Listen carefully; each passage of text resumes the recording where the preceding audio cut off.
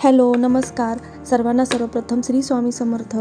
तर आजचा तुमचा दिवस खूप आनंदाचा जाऊ देत. स्वामी महाराज तुमच्या सर्व इच्छा पूर्ण करू देत, ही स्वामीचरणी प्रार्थना करते आणि व्हिडिओला सुरुवात करते. तर लवकरच आपल्या स्वामी महाराजांचा प्रकट दिन येणार आहे. त्यानिमित्ताने लिखित नामजप आपल्याला करायचा आहे. तर त्याबद्दलच मी आज थोडक्यात माहिती सांगणार आहे. तर सर्वप्रथम आपण जाणून घेऊया की लिखित नामजप म्हणजे काय. तर आपण रोज काय करतो, माळेवर जाप करतो महाराजांचा, आणि जेव्हा त्याला जाप म्हणलं जातं आणि लिखित स्वरूपात जेव्हा आपण नामजप करतो तेव्हा लिखित नामजप म्हणलं जातं. एका वहीमध्ये, एका पेजवर. तर अशा पद्धतीने आपल्याला हा नामजप पूर्ण करायचा. तर इथे समोर व्हिडिओत बघू शकता, ही अशी वही आपल्याला अक्कलकोट येथे मिळून जाईल नामजपाची.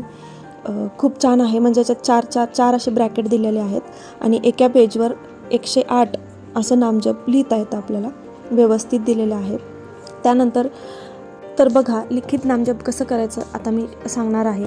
तर ही समोर दिसते व्हिडिओमध्ये, ही लिखित नामजपची वही आहे. ही मी अक्कलकोटवरनं आणली होती. तर तिथे अगदी इझिली अवेलेबल आहे. तुम्ही कधी अक्कलकोटला गेलात तर तिथून तुम्ही ही नक्कीच वही घ्या आणि हे नामजप लिहायला अगदी सोपं जातं. एका पेजवर 108 नामजप आहेत. तर ते आपल्याला पूर्ण जेव्हा आपण एका बैठकीत पूर्ण करायचे आहेत. तर बघा, याचे काही नियम आहेत इथे. तर नामजप लिहिताना काय काय नियम पाळायचे आहेत, कुठे बसून हे नामजप करायचं आहे, लिखित नामजप लिहायचं आहे, कोण कोण करायचं आहे, याला काय काय बंधने आहेत, तर हे मी थोडक्यात तुम्हाला सांगणार आहे. तर शक्यतो ही बुक लिहिताना स्वच्छ आंघोळ करून सकाळी लिहिलात तरी अगदी उत्तम. जर सकाळी होत नसेल तर तुम्ही दुपारी लिहा, पण हातपाय तोंड स्वच्छ धुवून मगच चांगल्या योग्य ठिकाणी बसावे, स्वच्छ जागेवर, आणि खाली बसूनच हे नामजप लिहावे. तर खाली शक्य नसेल तर तुम्ही कुठेही खुर्चीवर किंवा टेबलवर बसून करू शकतात. आणि शक्यतो लाल शाईच्या पेनने आपल्याला नामजप लिहायचा आहे. तर लाल पेनच का, तर लाल रंग हे ना प्रेमाचं प्रतीक आहे. त्यामुळं आपण जे काही नामजप करत आहेत ते स्वामीपर्यंत पोहोचण्यासाठी लाल रंगाचा आपल्याला उपयोग करायचा आहे. त्यानंतर घरातले सगळे लिहू शकतात का? हो. तर अगदी घरातले सगळेजण नामजप लिहू शकतात, लहानांपासून मोठ्यांपर्यंत. मुलांनासुद्धा दिलं तरी काहीच हरकत नाही.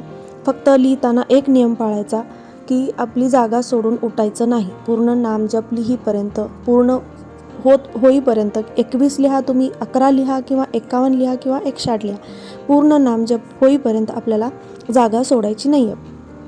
आणि लाल पेननीच हे नामजप लिहायचं आहे. आणि प्रत्येक पानावर 108 नामजप लिहावे. अर्थातच 108 तर आपण लिहू शकतो, किती जास्त वेळ नाही लागत. आणि नामजप लिहित असताना मनामध्ये असा उच्चार करा, श्री स्वामी समर्थ, श्री स्वामी समर्थ, असा उच्चार करतच नामजप लिहावे. म्हणजे आपलं इकडं तिकडं लक्ष अजिबात जात नाही, कुठल्या गोष्टी कानावर सुद्धा पडत नाहीत, कशाचा आवाज येत नाही, आपण अगदी त्याच्यात गुंतून जातो.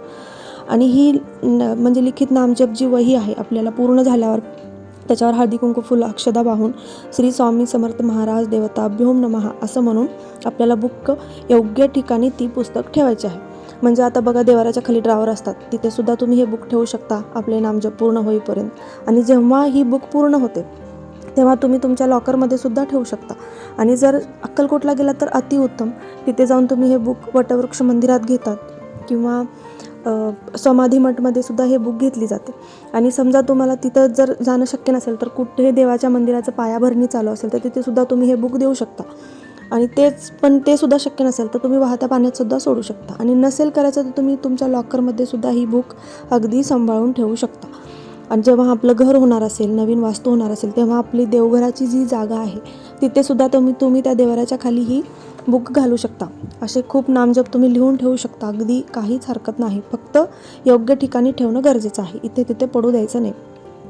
तर बघा, असं काही मी नामजप आज तरी लिहायला सुरू केलं आहे. तुम्ही सुद्धा, आशा आहे की तुम्ही सुद्धा करणार आहात. करा, नक्कीच करा. स्वामी महाराज नक्कीच तुमच्या सर्व इच्छा पूर्ण करतील. याचबरोबर तुम्हाला आणखीन एक स्वामींची अगदी सोपी सेवा सांगते. तर काय करायचं बघा, स्वामींची ही एक सेवा लगेच फळ देऊन जाते. ती सेवा म्हणजे मनापासून समर्पण. तर कसं करायचं, खूप सोपं आहे. तर दररोज कुठल्याही वेळी डोळे मिटून मनात म्हणा, स्वामी, माझं मन, माझी काळजी, माझे प्रश्न सगळे तुमच्या चरणी सोपवतो. बस एवढंच. न मोठी पूजा, न उपवास, न खर्च. याचं फळ काय मिळतं, तर मन शांत होतं, योग्य निर्णय सुचतात, अडचणी हलक्या व्हायला लागतात. आणि सर्वात महत्त्वाचं म्हणजे पण जे काही करतो ते ते महाराजांपर्यंत नक्कीच पोहोचतं आणि ही सेवा शब्दांची नाही तर भावाची आहे.